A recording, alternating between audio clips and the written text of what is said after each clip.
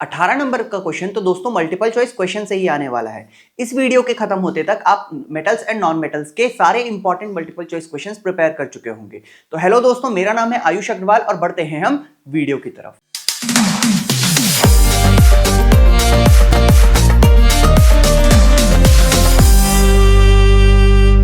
तो इस वीडियो में हम class 10th metals and non metals के 50 most important multiple choice questions पढ़ने वाले हैं। बढ़ते हैं पहले क्वेश्चंस की तरफ। सबसे पहला क्वेश्चन क्या बोलता है कि मेटल्स जनरली कैसे होते हैं। ऑप्शंस है डक्टाइल, ब्रिटल, नॉन लशरस और पुअर कंडक्ट। तो दोस्तों इस क्वेश्चन का करेक्ट आंसर होगा डक्टाइल। मेटल्स को हम क्या कर सकते हैं, छोटे पतले पतले वायर्स में चेंज कर सकते हैं। इस प्रॉपर्टी को हम बोलते हैं डक्टिलिटी। तो जो मेटल्स होते हैं वो कैसे होते हैं, डक्टाइल। बढ़ते हैं अगले क्वेश्चन की तरफ। अगला क्वेश्चन बोलता है the non metal that conducts electricity. एक ऐसा नॉन मेटल जो इलेक्ट्रिसिटी कंडक्ट करता है वो कौन सा है।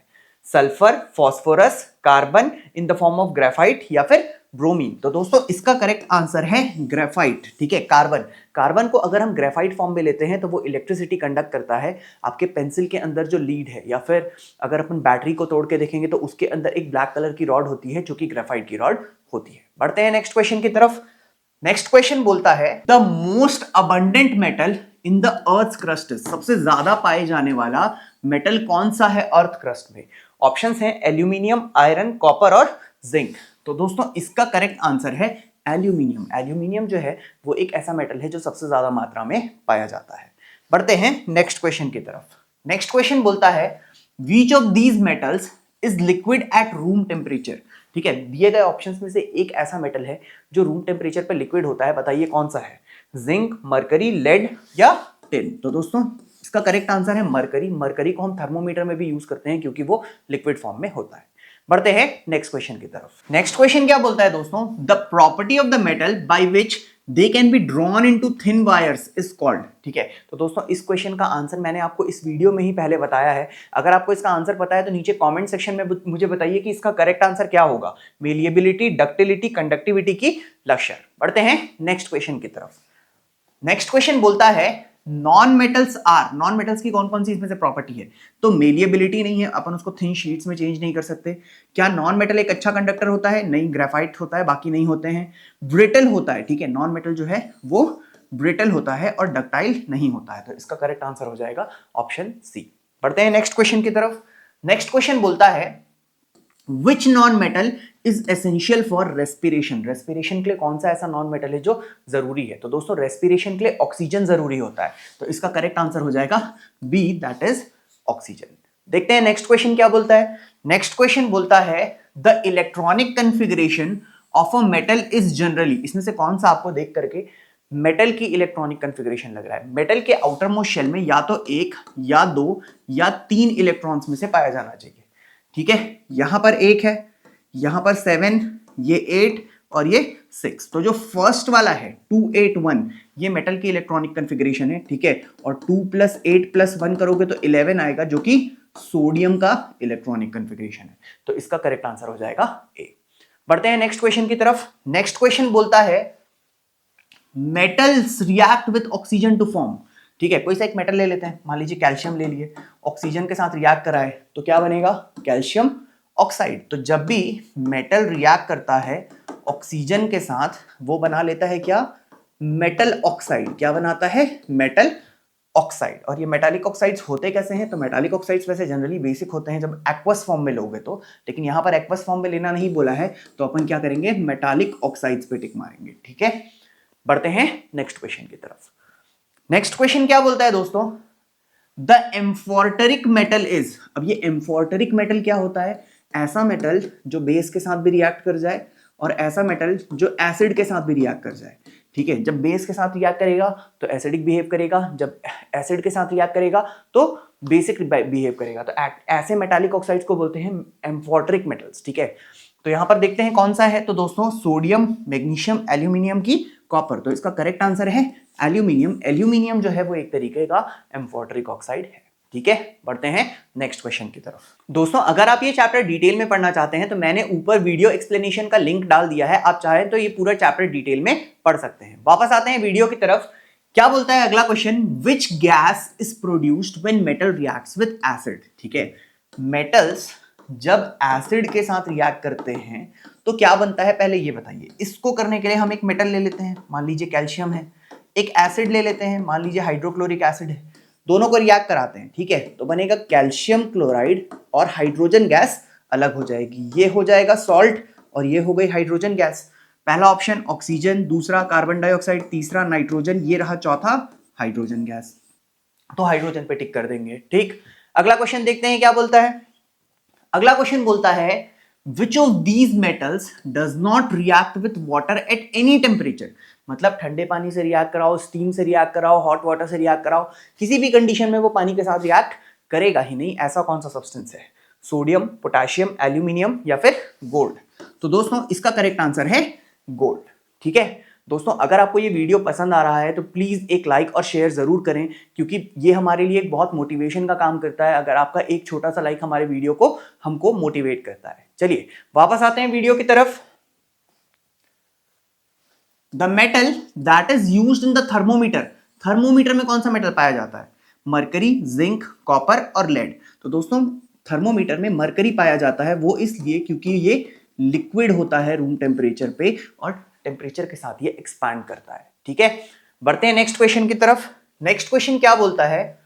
Non metals form dash oxides with oxygen, ठीक है। जब भी ऑक्सीजन के साथ लेते हैं तो नॉन मेटालिक ऑक्साइड्स, मान लो कार्बन डाइऑक्साइड है, ठीक, तो नॉन मेटालिक ऑक्साइड्स जो होते हैं ये किस तरीके का बिहेव करते हैं?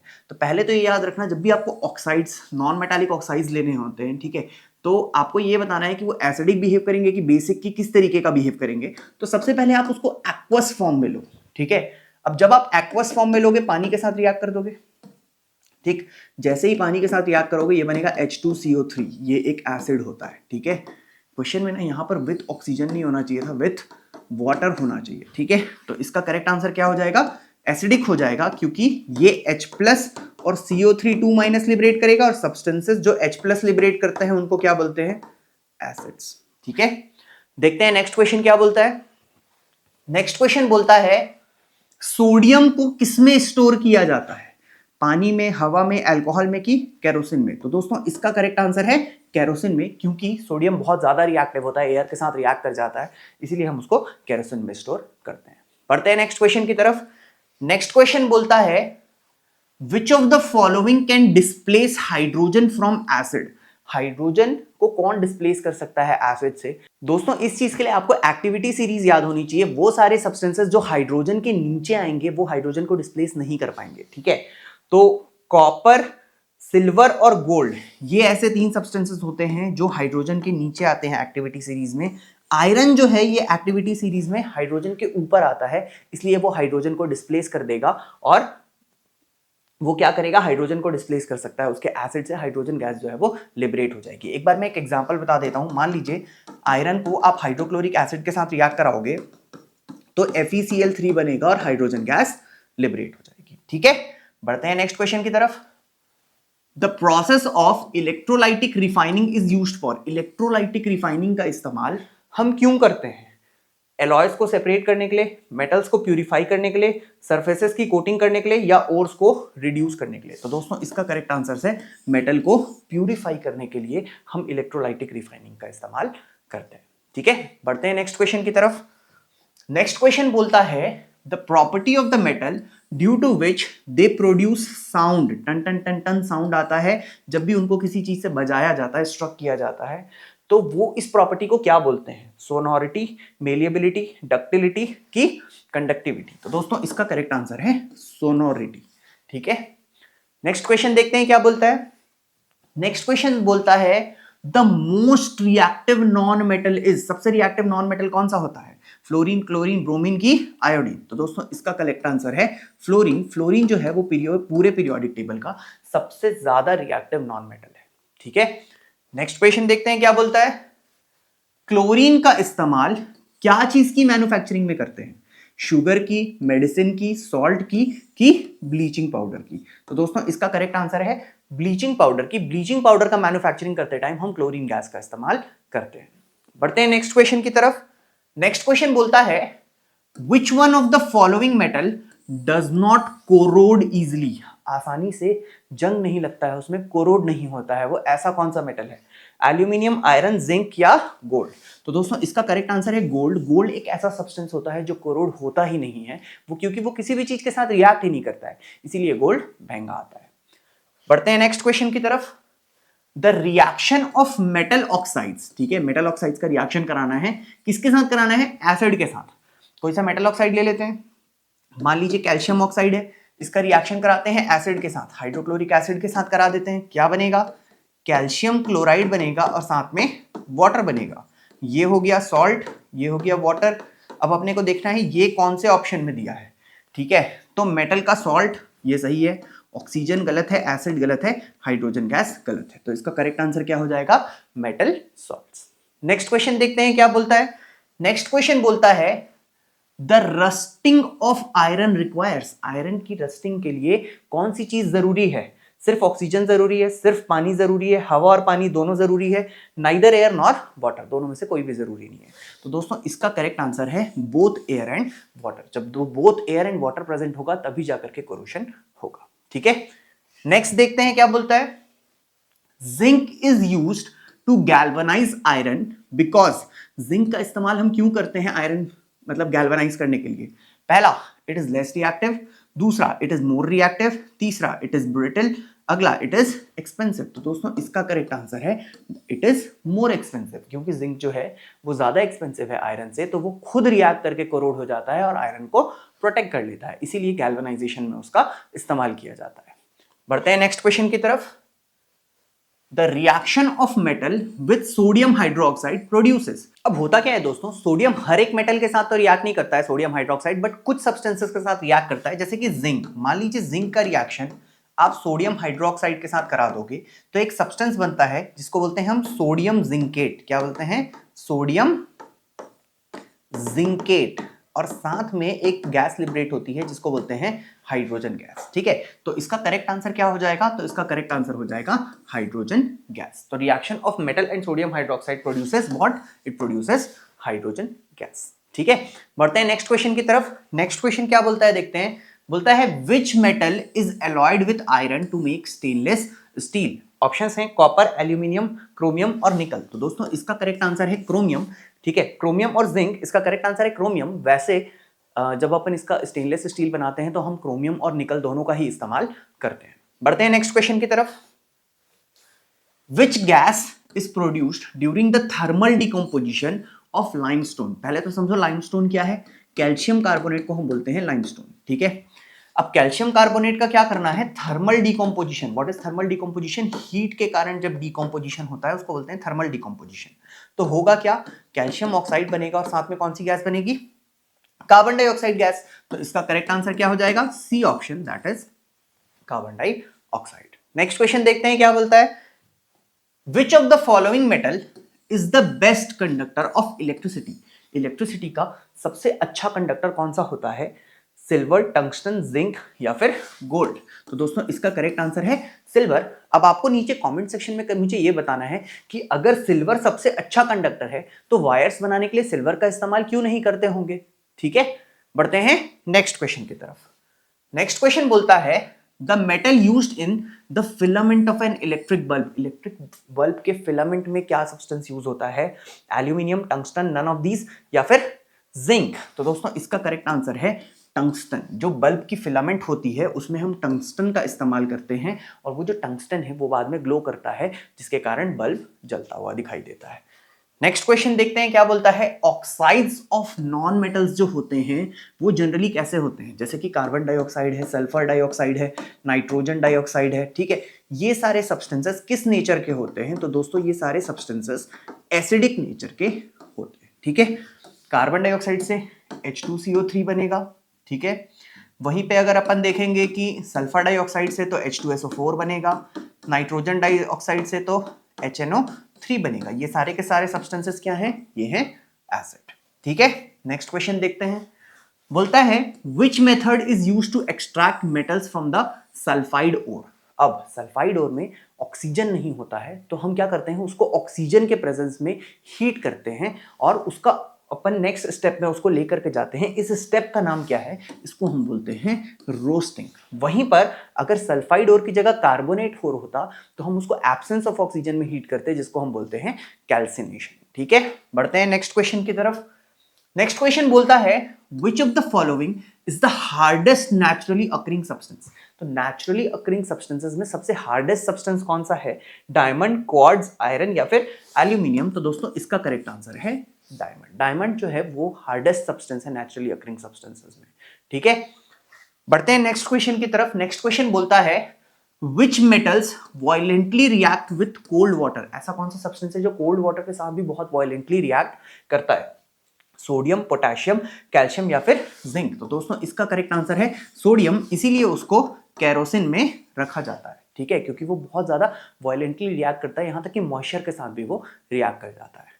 बढ़ते हैं नेक्स्ट क्वेश्चन की तरफ। What is formed when zinc reacts with HCl। ठीक है, जिंक का रिएक्शन कराना है HCl के साथ। जिंक की वैलेंसी 2, क्लोरीन की वैलेंसी 1, क्रिस क्रॉस करोगे तो बनेगा ZnCl2। ठीक है, तो ZnCl2 सॉल्ट बन गया, साथ में हाइड्रोजन गैस लिबरेट होगी। ठीक है, तो जिंक ऑक्साइड नहीं बनेगा, जिंक क्लोराइड बनेगा और हाइड्रोजन गैस भी बनेगी। तो बी ऑप्शन जो है वो करेक्ट हो जाएगा। ठीक है, नेक्स्ट क्वेश्चन देखते हैं वो क्या बोलता है। नेक्स्ट क्वेश्चन बोलता है metals typically have dash electrons in their outermost shell. तो मेटल्स के आउटरमोस्ट शेल में या तो एक या दो या 3 इलेक्ट्रॉन होता है जिनको वो डोनेट कर देते हैं। ठीक है, और वो क्या बना लेते हैं? वो कैटायंस बना लेते हैं। तो इसका करेक्ट आंसर क्या हो जाएगा? 1, 2, 3। ठीक है, बढ़ते हैं नेक्स्ट क्वेश्चन की तरफ। नेक्स्ट क्वेश्चन बोलता है metals typically have dash melting point. तो दोस्तों इसका करेक्ट आंसर है varying melting point. What is the meaning of varying melting point? मतलब एक एकदम शार्प फिक्स्ड मेल्टिंग पॉइंट नहीं होगा, एक रेंज में उसकी मेल्टिंग पॉइंट होगी, इसलिए यहां पर बोलता है वेराइंग मेल्टिंग पॉइंट। दोस्तों अगर अभी तक आपने मेरे चैनल को सब्सक्राइब नहीं किया है तो इस तरीके के अमेजिंग वीडियोस के लिए हमारे साथ बने रहें और चैनल को जरूर सब्सक्राइब करें। ठीक है, तो बढ़ते हैं आगे के क्वेश्चंस की तरफ और फटाफट से 50 क्वेश्चंस को फिनिश करते हैं। अभी तक जो हमने क्वेश्चंस देखे वो काफी इजी क्वेश्चंस थे, अब थोड़े से डिफिकल्ट क्वेश्चंस देखते हैं। सबसे पहला क्वेश्चन बोलता है a student performs some activities on 2 substances M and N। ठीक है, तो 2 सब्सटेंसेस है जिनके ऊपर एक स्टूडेंट ने एक्टिविटी की है और उसने अपनी ऑब्जर्वेशंस को रिकॉर्ड की है इस टेबल में। ठीक है, which options classifies the substances into metal and non metal. अब आपको यह बताना है कि M सब्सटेंस और N सब्सटेंस में से मेटल कौन सा है और नॉन मेटल कौन सा है। सबसे पहले उसने नाइफ से कट करके देखा, ठीक है, और दोनों के ही स्मॉल पीसेस हो गए। दूसरा उसने क्या किया, हैमर से बीट किया तो इसका शेप चेंज हुआ, लेकिन ये पाउडर्ड सब्सटेंस में चेंज हो गया, मतलब ये ब्रिटल है और ये मेलिएबल है। ठीक है, फिर उसने क्या किया, उसको एक मेटालिक रॉड से हिट किया तो इसमें से मेटालिक साउंड आया, मतलब ये सोनोरस है, और ये पाउडर्ड सब्सटेंस में चेंज हो गया, ये सोनोरस नहीं है। ठीक है, या फिर ये मेटालिक साउंड प्रोड्यूस नहीं किया। ठीक है, तो ये वाला सब्सटेंस क्या हो गया, ये हो गया नॉन मेटल और ये हो गया क्या, मेटल। ठीक है, तो कौन सा ऑप्शन सही हो जाएगा? पहला substance both the substances are metal, wrong. अगला both the substances are non metal, ये भी रॉन्ग। M जो है वो मेटल है और N जो है वो नॉन मेटल है, और अगले ऑप्शन में वाइस वर्सा दिया हुआ है, तो इसका करेक्ट आंसर हो जाएगा C ऑप्शन। बढ़ते हैं अगले क्वेश्चन की तरफ। बोलता है the table shows 2 different materials and their electronic configuration. सबसे पहला है मैग्नीशियम, इलेक्ट्रॉनिक कॉन्फ़िगरेशन 282, फिर है सल्फर दैट इज 286। बोलता है how many electron atoms of sulphur will react with 1 atom of magnesium. एक एटम ऑफ मैग्नीशियम अगर आप लोगे तो आउटर मोस्ट में 2 इलेक्ट्रॉन्स हैं और सल्फर के आउटर मोस्ट में 1, 2, 3, 4, 5 एंड 6 इलेक्ट्रॉन्स हैं। ये अपने दोनों इलेक्ट्रॉन इसको दे देगा। ठीक, जैसे ही ये अपने 2 इलेक्ट्रॉन इसको दे देगा, इसमें हो गए 8 इलेक्ट्रॉन। ठीक, ये बचा 28, ऑक्टेट स्टेबल हो गई, और ये बचा 288, इसकी भी ऑक्टेट स्टेबल हो गई।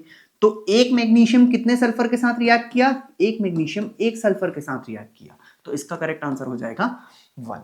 ठीक है, बढ़ते हैं नेक्स्ट क्वेश्चन की तरफ। नेक्स्ट क्वेश्चन बोलता है एक एल्यूमिनियम स्ट्रिप ले लिए और उसको इमर्स किए in freshly prepared ferrous sulphate solution. ठीक है, बोलता है the changes observed is that green solution जो है वो धीरे धीरे कलरलेस हो जाएगा। ठीक है, बिल्कुल सही है, ऐसा तो होगा। अगला lower end of the test tube becomes hot, ऐसा नहीं होगा। अगला एक कलरलेस गैस निकलेगी जिसमें से बर्निंग सल्फर की स्मेल आएगी, ऐसा भी नहीं होगा।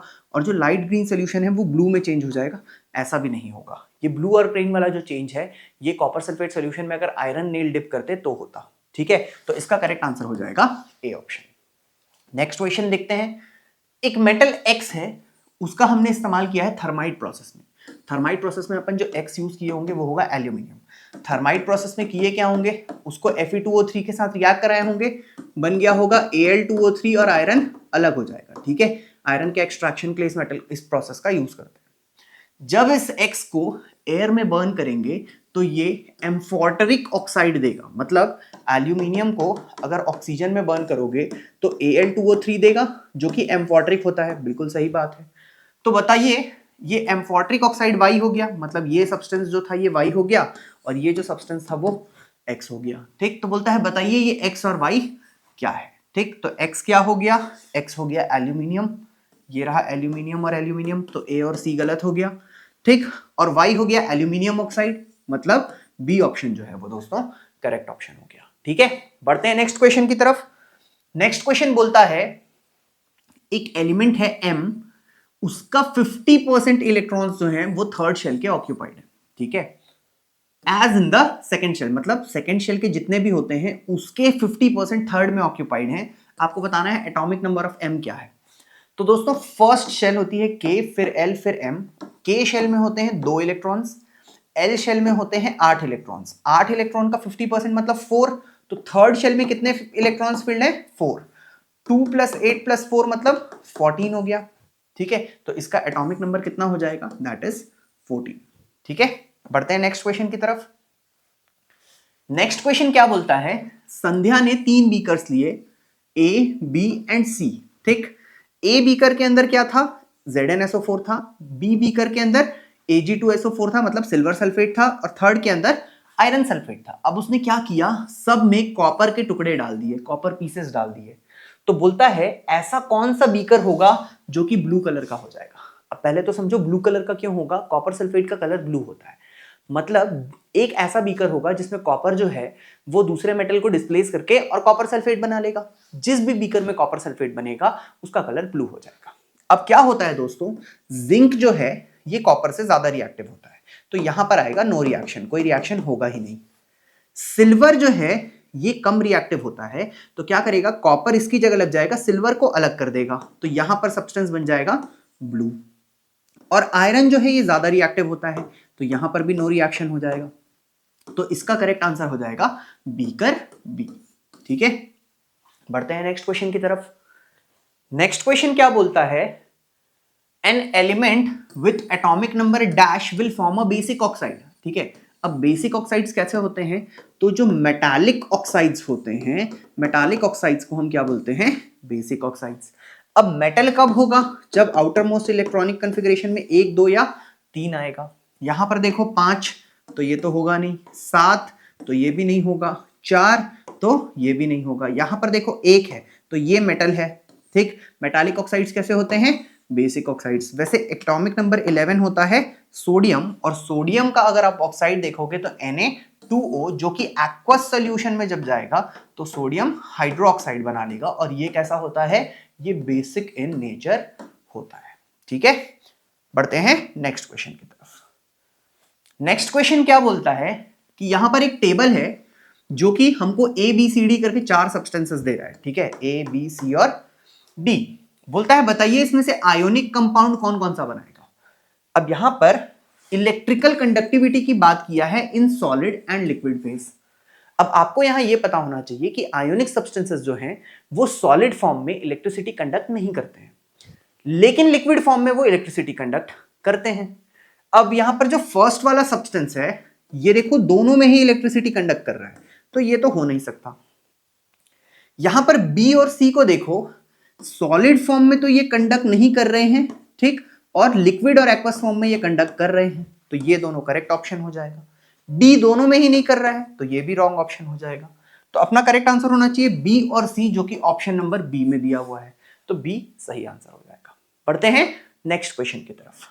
नेक्स्ट क्वेश्चन बोलता है on adding dilute sulphuric acid, sulphuric acid मतलब H2SO4 को आप एक सब्सटेंस के साथ ऐड किए हो X के साथ, ठीक है, बोलता है एक कलरलेस गैस प्रोड्यूस होगी, ठीक है, मतलब यहां पर सॉल्ट बनेगा और वो जो कलरलेस गैस है उसको अगर आप मैच स्टिक से बर्न करोगे तो वो गैस बर्न हो जाएगी विद अ पॉप साउंड। मतलब जो गैस निकलेगी वो कौन सी होगी? हाइड्रोजन गैस होगी। अब आपको ये बताना है कि ये जो एक्स है वो इनमें से कौन सा हो सकता है। अब हाइड्रोजन डिस्प्लेस कब होगा? जब एक्स इसको डिस्प्लेस कराएगा, मतलब एक्स यहां लग जाना चाहिए, एक्स का सल्फेट बन जाना चाहिए, तो मेटल सल्फेट बनना चाहिए और हाइड्रोजन गैस अलग हो जाना चाहिए। तो फर्स्ट थिंग एक्स जो है वो मेटल होगा, तो एक्स जो है वो सल्फर तो हो नहीं सकता, ये खत्म हो गया। अब रिएक्टिविटी सीरीज में कोई एक सब्सटेंस ऐसा होगा इसमें से जो हाइड्रोजन से ज्यादा रिएक्टिव होगा, और वो सब्सटेंस है सोडियम। कॉपर और सिल्वर जो है ये हाइड्रोजन से कम रिएक्टिव होते हैं, तो वो उसको डिस्प्लेस तो करा ही नहीं पाएंगे, तो यहां पर जो करेक्ट ऑप्शन है वो हो जाएगा सोडियम। बढ़ते हैं नेक्स्ट क्वेश्चन की तरफ।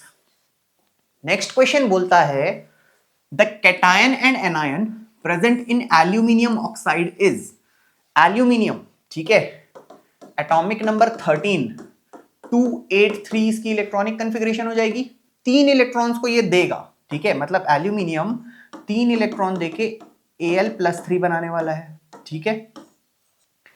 Al+3 मतलब बी ऑप्शन और सी ऑप्शन में हो सकता है, तो ए और डी तो गलत ही हो गया कैटायन फॉर्म से देखें तो। ऑक्सीजन ऑक्साइड, ठीक है, मतलब बेसिकली ऑक्सीजन, ऑक्सीजन का एटॉमिक नंबर होता है 8, 2, 6, ये 2 इलेक्ट्रॉन लेने वाला है, तो ऑक्सीजन 2 इलेक्ट्रॉन लेकर के O2- बना लेगा।